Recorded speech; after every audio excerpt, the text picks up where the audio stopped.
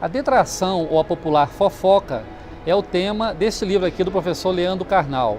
É sobre isso que ele vai conversar agora com a gente. Ao falar mal de alguém, imediatamente eu começo a estabelecer o fato que eu e você, ao falarmos de uma terceira pessoa, estamos estabelecendo uma aliança. Nós não somos aquela terceira pessoa. Isso cria a nossa identidade. Isso cria uma relação de amizade. Você é amigo também por falar mal de X ou Y e falar bem de X ou Y. Eu fui uma vez a um programa e o apresentador começou dizendo isso, né? Que horror, né, professor, essas pessoas que falam mal dos outros. E eu disse exatamente, você ao falar dessas pessoas está fazendo detração. Ou seja, você está se considerando melhor ou superior do que aqueles que falam mal dos outros. Professor Carnal, você acha que a internet, de certa forma, turbinou isso aí? Turbinou porque ela atomizou a possibilidade de todos se tornarem autores. Turbinou porque ela retira o ônus da presença física. É mais difícil falar mal das pessoas com o risco físico da presença, do ônus de, por exemplo, receber uma resposta na cara ou até uma agressão física, mas também porque neste nosso mundo líquido, usando uma expressão do Bauman, nós nos tornamos todos autores com autoridade. Por exemplo, no momento que eu abro uma conta no Facebook, automaticamente eu ganho um diploma de jurista especializado em Constituição, apto a emitir opinião sobre impeachment abalizada ao lado dos maiores constitucionalistas do Brasil, porque eu tenho conta no Face. No momento que eu tenho o acesso à internet, eu posso emitir opiniões sobre medicina, educação e história. E se alguém me disser que está errado, eu digo, é sua opinião. Há poucos dias eu emiti uma opinião sobre o abandono que o Reino Unido está fazendo da União Europeia. Um menino de 14 anos me respondeu, você está completamente equivocado. E eu pensei, a mãe dele era virgem e eu já publicava livros sobre o tema. E ele diz que eu estou equivocado. É claro que eu posso estar equivocado. E idade não é um argumento, senão os argumentos da Rainha Elizabeth seriam superiores aos da média dos ingleses. Porém, não passa um minuto pela cabeça deste menino que talvez alguém que estuda o tema há 30 anos, talvez possa ter uma autoridade no tema. Ou não passa pela cabeça dessa pessoa. Né? Agora, no seu livro, você fala de um problema legal, inclusive, né?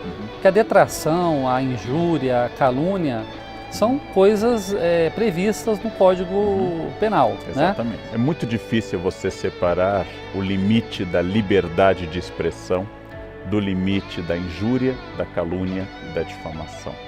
Em nome da liberdade de expressão, a gente acha que pode dizer tudo sobre todos. Ora, as palavras ferem, as palavras podem reduzir as pessoas, as palavras podem atacar, as palavras podem representar, inclusive, diminuição de questões profissionais das pessoas. Logo, como eu dou o exemplo no livro, no caso da escola que foi caluniada, sendo escola acusada, base, né? Um caso clássico em jornalismo, caluniada a partir da fantasia de uma criança e a partir do depoimento de outras pessoas, essa escola foi destruída, as pessoas foram destruídas, era absolutamente sem nenhum sentido aquilo que está sendo dito. Por isso, liberdade de expressão é garantida pela lei e é um dos grandes privilégios da nossa vida. Porém, saber que as palavras ferem e destroem é fundamental na responsabilidade da imprensa e de todo cidadão que fala em público, ou que publica, ou que comenta. Este cuidado nós temos que ter. Professor Carnal, falando um pouco da área da história, que é a sua área, né? Falar mal do opressor é uma forma de detração ou seria apenas uma arma do fraco contra o poderoso? As duas coisas, porque, como eu dou o exemplo no livro, a estátua do Pasquino fica do lado da Piazza Navona, onde o Brasil tem embaixada, bem perto da embaixada brasileira. Ela tem uma boca redonda, no qual os romanos há séculos colocavam ataques, ora aos papas, agora podia ser ao Berlusconi, a situação da Itália e assim por diante. O humor, a ironia popular, a charge, o veneno, é uma espécie de arma contra quem a gente não tem mais nenhum poder. Professor, o debate político de hoje é um poço de maledicências, né? O senhor acompanha isso muito bem. Sempre foi assim ou a gente está vivendo um momento excepcionalmente ruim? Sempre foi assim. No século XIX, quando Dom João VI chegou, o príncipe ainda regente, não, Dom João VI, e colocou nas portas da Casas PR, Príncipe Real, os cariocas leram como ponha-se na rua. A detração política tem uma função. O problema, se ela é apenas o ataque, e o problema maior é dar mais atenção à vida pessoal do candidato do que às suas propostas. O candidato ser ou não ser casado, o candidato ser ou não ser um homem fiel, o candidato ser ou não ser hétero é absolutamente irrelevante em relação às propostas dele para a economia, para a diplomacia, para os blocos econômicos e Agora, assim esse é um por modelo diante. bem norte-americano que a gente segue. Na Europa isso não acontece, né, A professor? Europa, menos interesse na vida pessoal. Nos Estados Unidos, a cultura da democracia midiática tornou a vida pessoal mais importante. O candidato deve necessária e obrigatoriamente ir para a convenção do partido com a sua esposa, de preferência com 2 filhas, esse é o ideal. Se forem loirinhas, melhor ainda. E ele deve agradecer a Deus, logo em seguida a companheira que o acompanha há décadas, que é a sua esposa, beijá-la, não de forma erótica, mas de forma apaixonada, e passar a mão na cabeça das filhas. Ele deve dizer que família é tudo, então ele é livre para dizer suas ideias políticas. É quase que a carteira apresentada para ele poder ingressar na política, né? Agora, essa detração em voga na política brasileira, parece que, de certa forma, ela contaminou a sociedade, né? Essa história do Fla-Flu, como é que você analisa a forma como as pessoas se tratam hoje? Pessoas que têm diferença política e se tratam sempre de forma detratando um ao outro, caluniando um ao outro. Nós sempre fomos detratores, essa é uma característica. Ulisses Guimarães chamou a junta militar de 1969 de os 3 patetas. Não era uma análise política, não era uma referência ao Moe, ao Larry, ao Joe, como uma tentativa de estabelecer uma proximidade com essas personagens. Porém, a detração é uma questão e é uma questão importante. A outra é o debate de Fla-Flu, nós e os outros, a adjetivação estúpida que tomou conta, porque ela não faz avançar o debate político. Na medida em que cada lado apenas adjetiva, cada lado apenas diz você é o mal e eu sou o bem, nós não temos um acordo político. Nós temos no Brasil desconfiança de 2 instrumentos. Não é que nós não possamos ter essa desconfiança, mas nós temos. Uma é o mercado, como instância reguladora das coisas, e a outra é a política, como instância onde eu possa resolver os problemas. Nós gostamos mais da força, da intervenção, do Estado e da fofoca. Acreditar na política como uma instância de harmonização é mais difícil entre nós. Dá mais trabalho, né? Dá muito mais trabalho, né? Professor, muitas vezes a fofoca ela é irracional, né? O senhor até comenta isso no seu livro. Ela não se dobra nem mesmo diante da realidade. Sim. Você mostra a realidade e a pessoa continua dizendo que a verdade é a fofoca dela. Como explicar isso? Porque ela responde a forças que a gente chamaria de atávicas, primitivas, tradicionais. Então, por exemplo, nós historicamente fomos governados por presidentes quase sempre acima do peso. De repente, uma presidente mulher está acima do peso e as pessoas comentam mais isso, que não comentavam nem nas barrigas proeminentes de Lula e seus antecessores. Por quê? Porque é mais atávico falar da forma física feminina do que a masculina. Essa cobrança é muito sobre a mulher.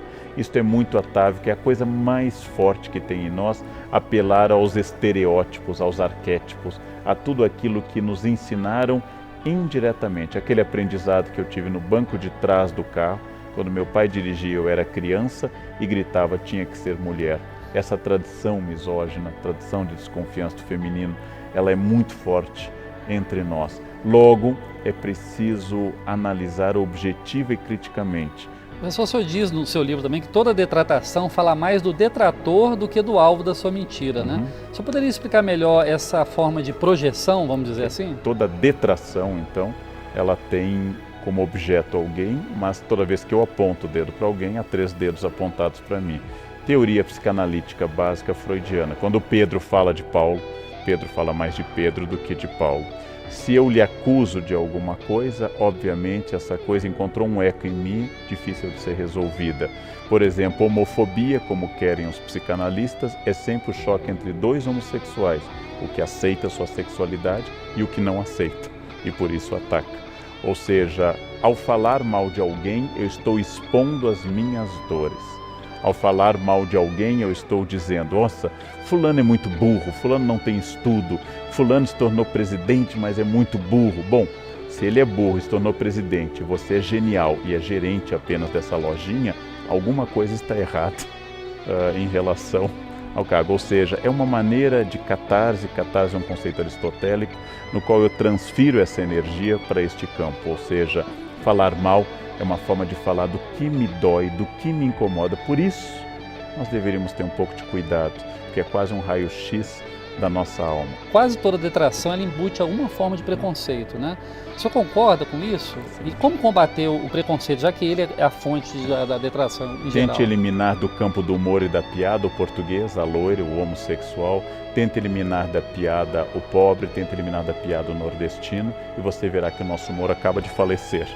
Porque o humor é um dos grandes campos do preconceito. Isso não entre nós. Na Grécia, Aristófanes, ao falar de Sócrates, Aristófanes, ao falar da democracia, nas suas comédias, cometia os mesmos tipos de preconceito. Então, o preconceito é um dos elementos que estabelece uma tentativa de aliança entre mim e o outro. Ele nasce da ignorância e o preconceito nasce também do medo. Se eu tivesse que achar um pai e uma mãe para o preconceito, um é a falta de conhecimento e o outro é a angústia do medo. Essas duas coisas que existem em todas as pessoas, porque todos nós temos medo, elas fazem surgir exatamente isso. No alvo do meu preconceito está o meu desejo. Está o meu desejo a todo instante, aquilo que eu projeto no outro. O preconceito é muito forte, livrar-se dele é quase impossível. Para que ele seja superado, nós precisamos de duas coisas.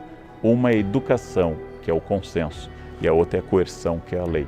Eu acredito em campanhas e debates sobre, por exemplo, a presença do negro na sociedade brasileira fundamental, e também acredito que nós precisamos continuar, que o racismo seja crime inafiançável. A junção dessas duas coisas faz com que as pessoas comecem a abandonar a barbárie do racismo. É preciso haver educação sobre o trato com as mulheres, que transforme as pessoas, e é preciso haver Lei Maria da Penha. Essas duas coisas podem resolver a médio e longo prazo. Imediatamente, não, porque nós somos formados por uma sociedade preconceituosa.